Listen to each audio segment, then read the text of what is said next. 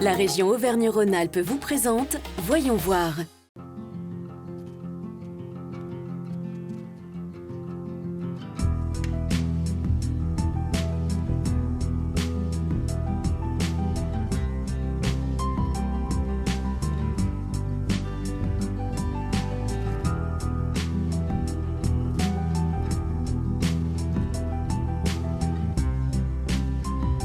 Bienvenue dans ce nouveau numéro de Voyons voir consacré à l'orientation et plus particulièrement celle liée au métier du numérique. 85% des métiers de 2030 n'existent pas encore. Alors, comment choisir? L'orientation des plus jeunes est un élément clé pour l'avenir. Et pour que notre région réponde aux besoins des entreprises, il faut permettre à ces jeunes d'expérimenter et de se former aux nouvelles technologies. Et si nous étions la Silicon Valley française? Pour le vérifier, nous sommes à Charbonnières, au cœur du campus du numérique, qui accueille le centre TUMO, un dispositif innovant pour les 12-18 ans. Merci de nous accueillir dans ce campus du numérique où se trouve votre centre TUMO. Est-ce que vous pouvez nous dire deux mots sur ce campus dans un premier temps ? Ce campus est un lieu qui appartient à la région, qui a été transformé pour accueillir des écoles de formation supérieure dans le numérique, accueillir des entreprises et accueillir des laboratoires de recherche dans les thématiques numériques. Donc il traite d'innovation, de formation et de transformation.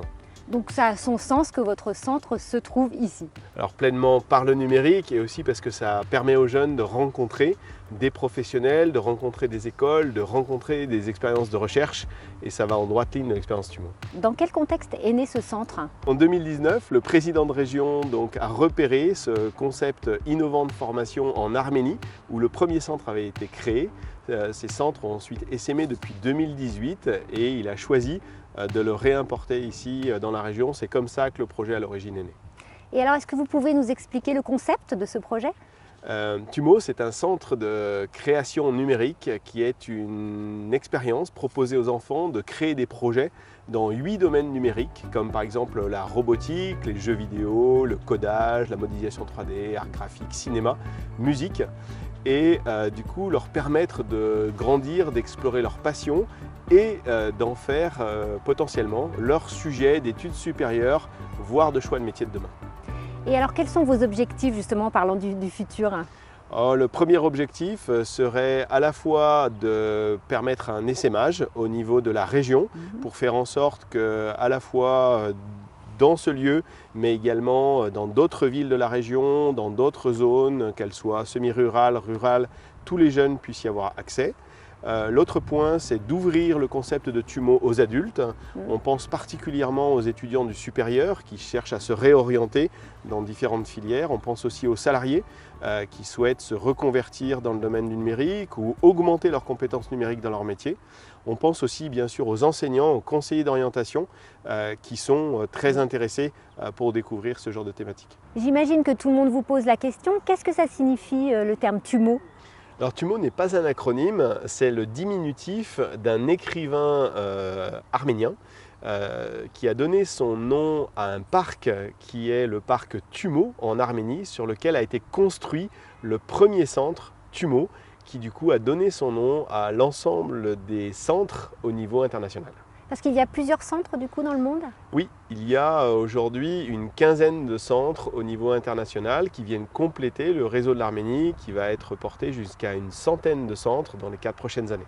Et vous travaillez ensemble? Vous avez des échanges entre vous? Oui, beaucoup. Avec TUMO Paris, qui a une expérience depuis 2018, on a eu un parrainage qui nous a permis d'avoir un retour d'expérience qui nous aide beaucoup dans l'ouverture du centre. On a également des échanges avec TUMO Berlin et tout récemment avec le futur centre de TUMO au Portugal.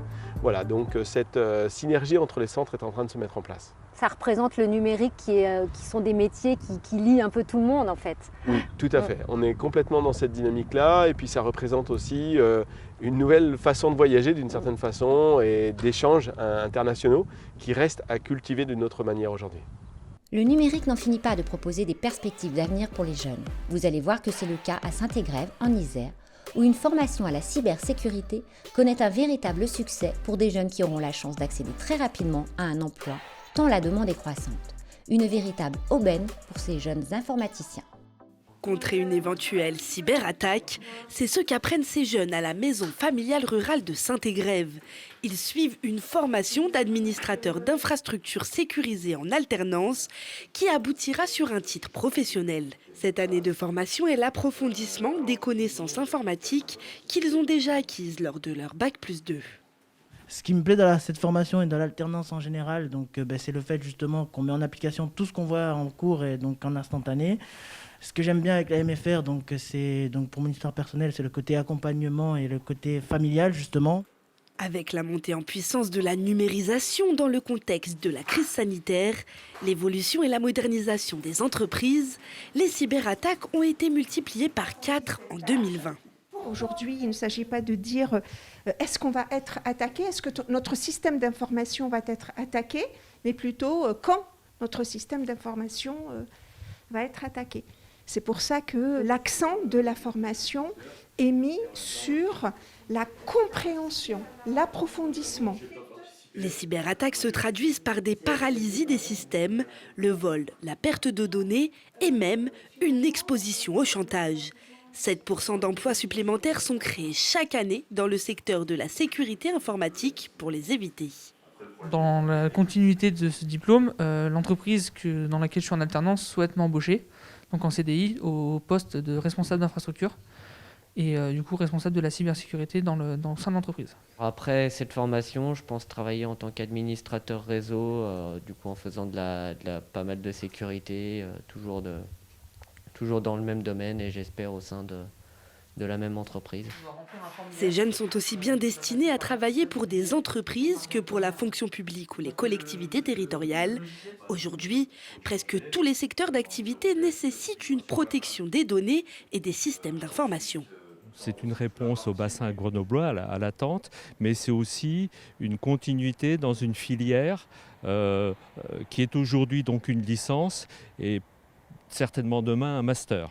C'est-à-dire c'est comment dans la filière informatique avoir une formation qui est de plus en plus élevée en termes de niveau. Une formation continue donc du bac au master pour qui sait un jour peut-être être à la hauteur des Anonymous. Nous voici de retour à Charbonnières, toujours au centre Tumo. Nous retrouvons Célia, la coordinatrice pédagogique. Elle nous reçoit en pleine séance d'auto-formation des jeunes et nous explique avec enthousiasme le parcours de ce programme extrascolaire. Célia, nous sommes en pleine séance d'auto-formation. Alors, est-ce que vous pouvez nous expliquer un petit peu le processus ? Oui, bien sûr. L'auto-formation, c'est la première étape pour les jeunes qui viennent à Tumo. Donc quand c'est vraiment le premier jour, on fait une petite présentation, en général à l'Atrium, qui est un lieu ouvert qui permet de se rencontrer et de décrire un peu toutes les étapes du parcours qui leur est proposé à Tumo.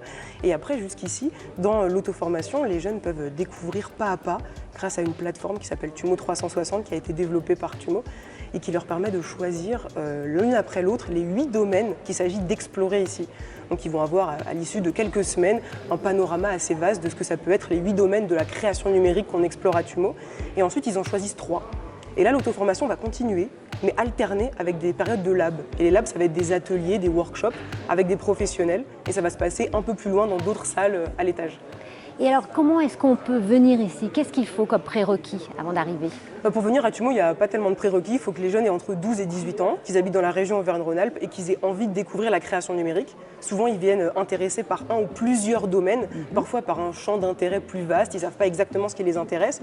Et ça va être tout l'objet de la période d'orientation où on les aide à savoir, t'aimes le jeu vidéo, mais ça correspond à quel domaine ? Ici, ça va correspondre beaucoup à développement de jeux vidéo, bien sûr, programmation aussi, souvent design graphique, parce que le game artist touche un peu au design, à l'art, etc.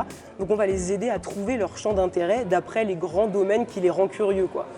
Et une fois qu'ils ont choisi ces domaines, qu'est-ce qui se passe ? Alors une fois qu'ils ont choisi les 3 domaines, ils vont avancer à leur rythme sur la plateforme en alternant l'auto-formation et les labs. L'auto-formation, ça se passe ici. Ils s'entraident beaucoup. Ils ont des animateurs référents qui vont les accompagner, vu que l'auto-formation, c'est un apprentissage de l'autonomie aussi, donc ils sont aidés dans cette démarche. Et l'alternance entre ça et les labs. Donc les labs, c'est les ateliers qui se passent dans d'autres salles où ils sont par plus petits groupes. Et là, on fait de la pédagogie de projet. Donc on va avancer tous ensemble avec un objectif commun. Ils sont accompagnés par des professionnels du secteur sur des projets qui vont durer 4 semaines en général. Et c'est à ce moment-là, on leur propose de venir 2 fois par semaine pour pouvoir avancer plus vite sur des logiciels professionnels qui vont leur être utiles après, au-delà de TUMO, dans leur expérience personnelle pour la vie.